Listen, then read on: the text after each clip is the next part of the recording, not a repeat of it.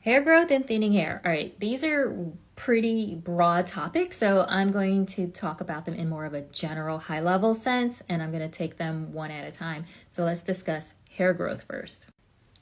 Okay, unless you have a medical condition, your hair is always growing. Our hair is always growing. It's like the fastest reproducing cell. Someone told me that, and I was like, that's quite interesting. There are a couple of things that's going to help with hair growth, and that's going to be your diet, exercise, and also genetics. So we want to make sure that we're living as much as we can a healthy lifestyle, eating a lot of plants, staying away from processed food. You know, the same things that your doctor's telling you that's going to help you live a more healthy lifestyle. It's also going to help your hair, along with exercise also helps your hair.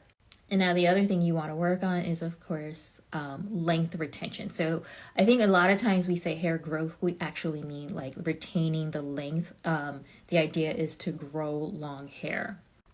And how you're going to do that is by building a hair care regimen. And it's going to be, you have to be consistent with your hair care regimen. And I say it's the 2C's. So you want to be committed to being consistent to your hair care regimen.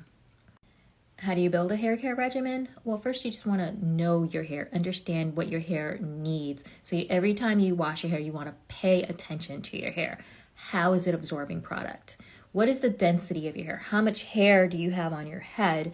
Also, what is the structure, right? So those are the strands of your hair. And understanding these things about your hair is going to help you to make better decisions about what products and how you're going to use those products. Okay, so hair thinning. Again, genetics can play a role in that. So if your relatives at a certain age, you notice that they start thinning, their hair starts to thin out, most likely you might have, that's going to happen to you too, because that could be a genetic thing. It could also be, again, diet related. If you find that you're having a lot more shedding, it could be that you could be deficient in a vitamin or mineral. So you should, if this is something that is concerning to you, you definitely should go have your doctor check your levels to see if there's anything you might be deficient in. Usually it could be like zinc, vitamin D. Those all work with hair growth.